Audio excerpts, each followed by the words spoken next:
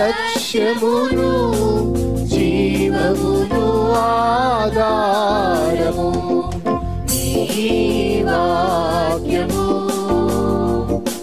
నా త్రోవకు.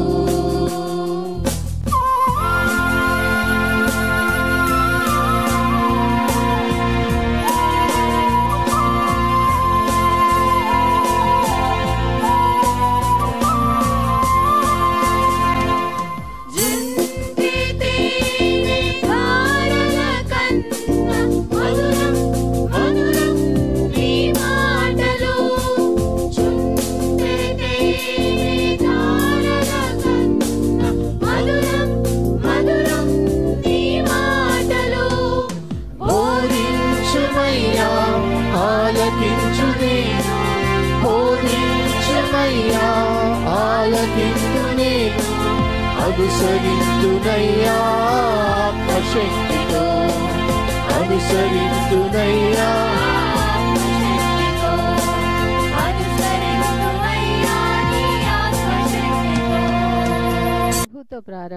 ప్రభుతో ప్రారంభం అనే ఆధ్యాత్మిక అనుదిన ప్రార్థనా కార్యక్రమానికి ప్రేమతో మిమ్మల్ని ఆహ్వానిస్తూ ఉన్నాం.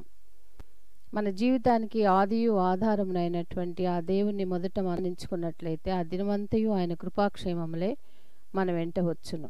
మొదట వేకునే లేవగానే మరి నీతిసూరుడైనటువంటి ఆయనని చూద్దాం, ఆయన మనలనైన స్వరాన్ని మనం విందాం. మన జీవిత కాలం అంతయు ఆయన ఆశీర్వాదములు దీవెనలు మన మీద కుమ్మరించును. యెషయి 65:24 మనం చూసినట్లయితే వారికి ఈలాగున జరుగును, వారు వేడుకొనుక మునుపు నేను ఉత్తరమిచ్చెదను, వారి మనవి చేయుచుండగా నేను ఆలకించెదను. మనవి చేయుచుండగానే ఆయన మన మనవిని ఆలకిస్తున్నాడు. కాబట్టి మరి ప్రతి దినము కూడా ఈ యొక్క అనుదిన ఆధ్యాత్మిక కార్యక్రమంలో మనం పాల్గొన్నట్లయితే మన జీవిత కాలం అంతయు కూడా ఆయన మేలులను మనం పొందుకోగలం, ఆ నిత్యరాజ్యంలో వారసులుగా మనము జీవించగలం. రండి, ప్రభుతో ప్రారంభం కార్యక్రమంలో పాల్గొనండి, ఆత్మీయ మేలులు పొందండి. దేవుడు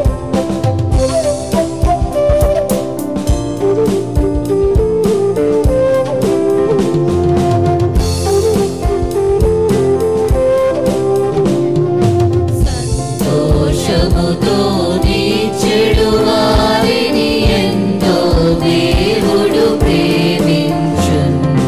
సంతోషముతో నీ చెడు వారిని ఎంతో దేవుడు ప్రేమించును.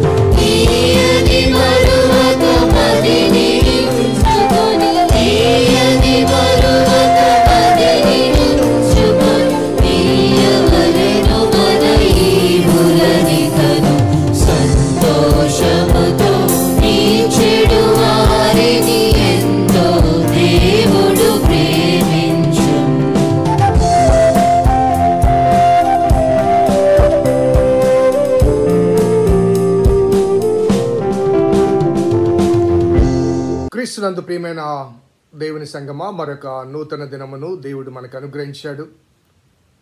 ప్రభుతో ప్రారంభం, అనుదిన ధ్యానం, ఆత్మకు క్షేమం. ఈ క్షేమకరమైన ఆధ్యాత్మిక సువర్తమానములు అనుదినము ధ్యానం చేస్తూ ఆత్మీయ మేళ్లు పొందుతున్న మీకందరికీ ప్రభువైన యేసుక్రీస్తు నామమున శుభములు తెలియజేస్తున్నాను. వరుస క్రమంలో ధ్యానం చేయడం, ఆధ్యాత్మిక మేళ్లు పొందడం దేవుడు అనుగ్రహించిన శ్రేష్టమైన అవకాశం. కాబట్టి రండి, కుటుంబాలుగా చేరి క్రమము తప్పకుండా దేవుని వాక్యాన్ని ధ్యానం చేద్దాం, ఆధ్యాత్మిక ఆహారాన్ని, ఆనందాన్ని పొందుదాం. ప్రార్థన చేద్దాం. కృపగల దేవా, దయగల తండ్రి, మీ పాదములకు స్తోత్రము చెల్లిస్తున్నాం నాయన. నీ దివ్యమైన సంకల్పాన్ని బట్టి మమ్మల్ని ప్రేమించి మీరు అనుగ్రహిస్తున్న ఈ దివ్యమైన ఉపదేశాల బట్టి ప్రభువా స్తుతులు చెల్లిస్తున్నాం.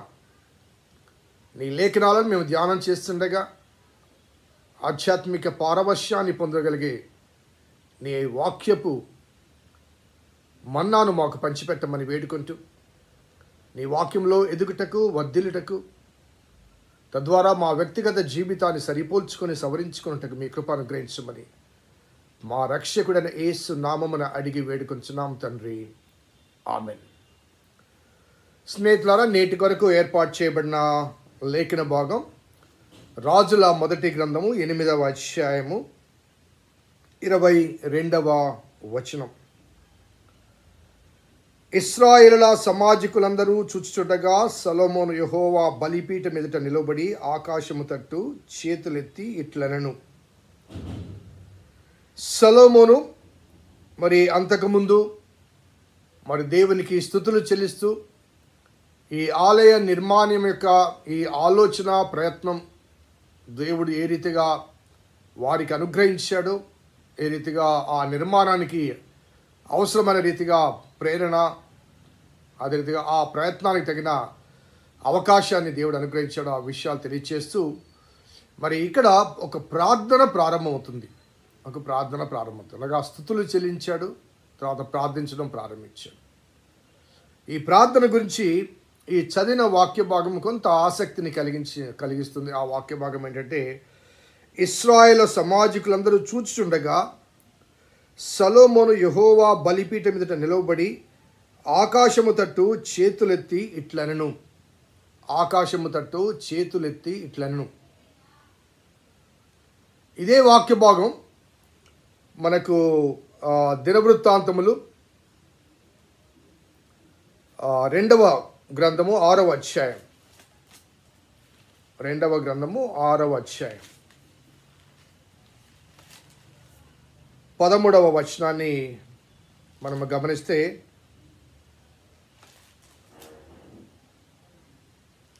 తాను చేయించిన 5 మూరల పొడవును 5 మూరల వెడల్పు 3 మూరల ఎత్తును గల ఇత్తడి చప్పరమును ముంగిట ఆవరణ నుంచి దాని మీద నిలిచి ఉండి సమాజముగా కూడి ఉన్న ఇశ్రాయేలందరి ఎదుటను మోకాళ్ళుని చేతులు ఆకాశం వైపు చాపి సొలొమోను ఇట్లని ప్రార్థన చేశాడు. మోకాళ్ళుని ప్రార్థన చేశాడు అనగా ఇక్కడేమో నిలవబడి చేతులు చాచి ప్రార్థన చేశాడని, మరి దినవృత్తాంతంలో మోకాళ్ళుని అని మరి ఎలా ఆయన ప్రార్థన చేసి ఉంటాడు అన్నదానికి రాజుల గ్రంథంలోనే మరొక రెఫరెన్స్. అనగా ఈ ప్రార్థన ముగింపు రాజుల మొదటి గ్రంథము 8వ అధ్యాయం 22లో నిలువబడి చేతులు పైకెత్తి ఆకాశం పైకెత్తి ప్రార్థన చేశాడని, ఆ ప్రార్థన ముగింపులో 54వ వచనం చూడండి. సొలొమోను ఇలాగు ప్రార్థించుటయు విన్నపము చేయుట ముగించి ఆకాశము తట్టు తన చేతులను చాపి యెహోవా బలిపీఠం ఎదుట మోకాళ్ళూనుట మాని లేచి నిలిచిన తర్వాత అనగా ఈ ప్రార్థన ఎలా చేశాడన్న దానికి మోకాళ్ళుని ప్రార్థన చేశాడు అని. అక్కడ సమాజమంతా ఉంది. ఆయన మహారాజు సింహాసనము దిగి వచ్చి దేవుని సన్నిధిలో, దేవుని ఎదుట, ఆ బలిపీఠం ఎదుట మోకాళ్ళుని ఆకాశం వైపు చేతులు చాచి ప్రార్థించిన అనుభవాన్ని మనకు ఇక్కడ స్పష్టంగా కనబడుతుంది. ఈ 3 రెఫరెన్స్లో 2 చోట్ల మోకాళ్ళు ఉన్నాడు అన్న మాట వ్రాయబడింది. మోకాళ్ళ ప్రార్థన చాలా ఆవశ్యకమండి. అనగా శరీరము సహకరించేంత వరకు. పెద్ద వయసులో కొన్నిసార్లు మోకాళ్ళ నొప్పులు బట్టి అది వీలు కాకపోవచ్చు, కానీ శరీరము సహకరించేంత వరకు కూడా మోకాళ్ళ ప్రార్థన చాలా అవసరం. మన ఆలయంలో మరి ప్రార్థించడానికి ఒక ప్రత్యేకమైన మోకాలు ఉండటానికి ప్రత్యేకమైన స్థలాన్ని ఏర్పాటు చేసినప్పుడు చాలామంది అన్నారు, పాస్టర్ గారు ఏంటి మనది బ్యాప్టిస్ట్ చర్చ్ కదా, సిఎస్ఐ లూథరన్ చర్చెస్ వల్లే మోకాళ్ళు ఉండటానికి అవకాశం పెట్టారు అని. అందుకే బ్యాప్టిస్ట్ వాళ్ళు మోకాళ్ళు ఉండకూడదనా, మోకాళ్ళుని ప్రార్థన చేయకూడదనా? ఆ ప్రొవిజన్ మనం ఎందుకు ఇవ్వకూడదు? బాల్యం నుంచే ఆ అలవాటు ఎందుకు బిడ్డలకు కలిగించకూడదు? మనం ఏ స్థితిలో ఉన్నప్పటికీ, ఏ స్థాయిలో ఉన్నప్పటికీ, ఎటువంటి ఉన్నతమైన స్థితిలో ఉన్నప్పటికీ కూడా మన మాదిరికరమైన జీవితం మన బిడ్డలకు చెప్పకనే ఆ మాదిరి చూపిస్తుంది. మనం ఎలా ప్రవర్తిస్తామో అలాగే మన బిడ్డలు ప్రవర్తిస్తారు. దేవుని మందిరంలో, దేవుని ఆలయంలో మనం ఎలా మౌనంగా ఉంటామో వారు అలాగే ఉంటారు. ఎలా ప్రార్థన చేస్తామో వాళ్ళు అలాగే ప్రార్థన చేస్తారు. ఎలా పవిత్రత ఆపాదిస్తామో అదే రీతిగా వారు ఆపాదిస్తారు. మనకు లేని ప్రవర్తన, మనకు లేని నియమావళి, మనము చూపించని పరిశుద్ధత మన బిడ్డల నుంచి రాదు. కాబట్టి ఆ వారసత్వం అనేది చాలా ఆవశ్యకం. బాల్యంలో మేము చిన్నగా ఉన్నప్పుడు నేను చాలాసార్లు చెప్పాను, ఆ హరికన్ ల్యాంప్ పెట్టుకుని ఆ గుడ్డి దీపంలో వెలుగులో దాని చుట్టూ కూర్చొని కుటుంబంతా కలిసి ప్రార్థన చేశాం. ఆ కుటుంబ ప్రార్థన లేకుండా పడకకు వెళ్ళే వాళ్ళం కాదు. మా తల్లిదండ్రులు ఆ విద్య లేని వారైనప్పటికీ కూడా వారికి వచ్చిన ఆ భాషలో, భావనలోనే తప్పనిసరిగా మోకాళ్ళుని ప్రార్థన చేయాలి. కొన్నిసార్లు మేము చిన్న వయసులో ఉండడం ఆ మోకాళ్ళలోనే అలాగే నిద్రపోయేవాళ్ళం. ఆ తర్వాత మా అమ్మ నాన్న లేచి మమ్మల్ని అలాగే తీసుకెళ్ళి ఆ చాపల మీద పడుకోబెట్టేవారు. So that was the tradition, that was the practice, that was the discipline. ఈనాటి కాలంలో అసలు కుటుంబ ప్రార్థన లేదనుకోండి చాలా కుటుంబాల్లో. అనగా ఒక్కొక్కరు ఒక్కొక్క సమయానికి ఇంటికి వస్తారు, ఒక్కొక్కరు ఒక్కొక్క సమయంలో ఇంటి నుంచి వెళ్తారు. కొందరికి రాత్రి డ్యూటీలు ఉంటాయి, సమయం సహకరించదనే భావన మధ్య కుటుంబ ప్రార్థనలు చాలా కుటుంబాల్లో నేడు కరువయ్యాయి. ఆలయానికి వచ్చినప్పుడైనా ఆ డిసిప్లిన్, మోకాళ్ళుని ప్రార్థించాలి, దేవుని సన్నిధిలో ఆ భయభక్తులు కలిగిన అనుభవాన్ని కలిగి ఉండాలి. ఆ సాధన ఆ ట్రెడిషన్ మన బిడ్డలకు మనం నేర్పించాలి.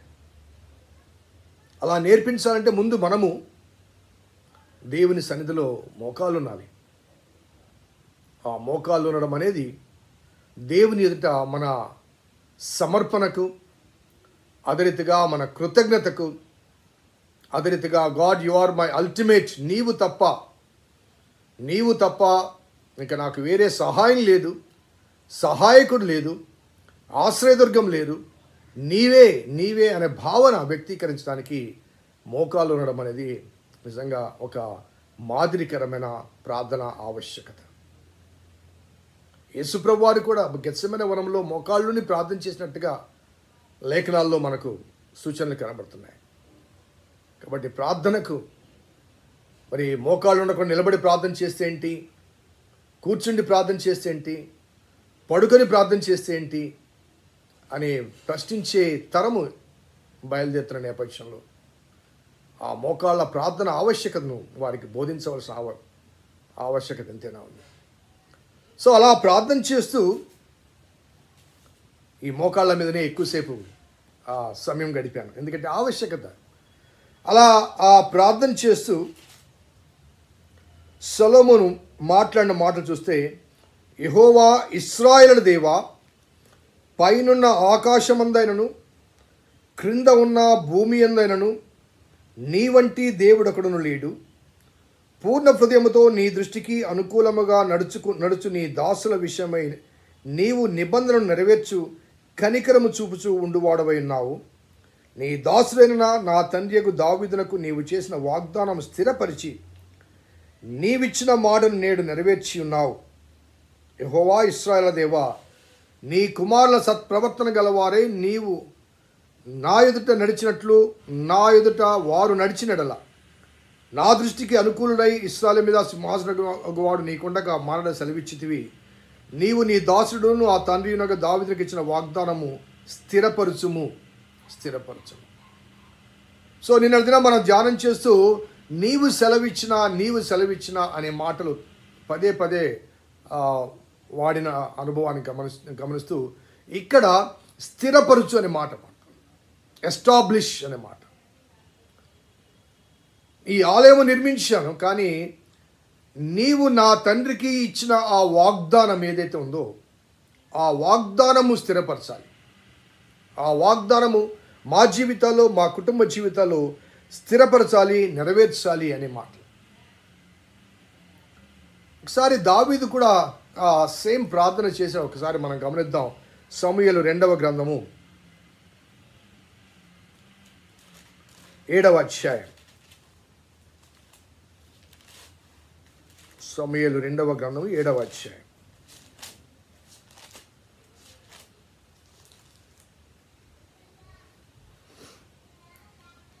25వ వచనం. దేవా యెహోవా, నీ దాసుడగు నన్ను గూర్చియు నా కుటుంబము గూర్చియు నీవు సెలవిచ్చిన మాట ఎన్నటికి నిలిచినట్టు దృఢపరిచి సైన్యముల గల యెహోవా ఇశ్రాయేలుకు దేవుడై ఉన్నాడన్న మాట చేత నీ నామమునకు శాశ్వత మహిమ కలిగినట్లు నీ దాసుడైన నా కుటుంబము నీ సన్నిధిని స్థిరపరచబడినట్లు నీవు సెలవిచ్చిన మాట నెరవేర్చుము. దృఢపరిచి, స్థిరపరిచి అనే మాటలు కనబడుతున్నాయి. అనగా దేవుణ్ణి విజ్ఞాపన చేస్తున్నాడు. ప్రభువా, నీవు మాట ఇచ్చావు కదా, నీ మాట చొప్పున మా కుటుంబం పట్ల నువ్వు ఏదైతే వాగ్దానం చేసావో ఆ వాగ్దానము నెరవేర్చుము, నీవిచ్చిన మాట స్థిరపరచుము అంట. So God has given us a promise. మన వ్యక్తిగత జీవితాల్లో, మన కుటుంబాల్లో దేవుడు మనకు అనేకమైన వాగ్దానాలు ఇచ్చాడు. He has a plan and purpose. మన గురించి, మన బిడ్డల గురించి దేవునికి ఒక నిర్దిష్టమైన ప్రణాళిక ఉంది, ఒక ఉద్దేశం ఉంది. కాబట్టి మనం ప్రార్థించినప్పుడు, ప్రభా నా ఉద్దేశము నెరవేర్చు, నా చిత్తము నెరవేర్చని కాకుండా నీ చిత్తము నా పట్ల నెరవేర్చబడాలి, నీ చిత్తము నా బిడ్డల పట్ల నెరవేర్చబడాలి. యేసుప్రభు వారు నేర్పించిన ప్రార్థనలో కూడా అదే ఉంది. పరలోకమందున మా తండ్రి, నీ నామం పరిశుద్ధపరచబడును గాక, నీ రాజ్యం వచ్చును గాక, నీ చిత్తము పరలోకమందు నెరవేర్చబడినట్లు భూమి యందును నెరవేర్చబడును గాక, నీ చిత్తము. అలాగే శిలువ మరణాన్ని ఆ పొందే సమయంలో, ఆ గెత్సెమనే వనములో ఆ పాపం పట్ల దేవుని ఉగ్రత పాత్రను, అనగా దేవుని ఉగ్రత సంబంధమైన ఆ భయంకరమైన మరణాన్ని, లేకపోతే ఆ భయంకరమైన ఎడబాటును,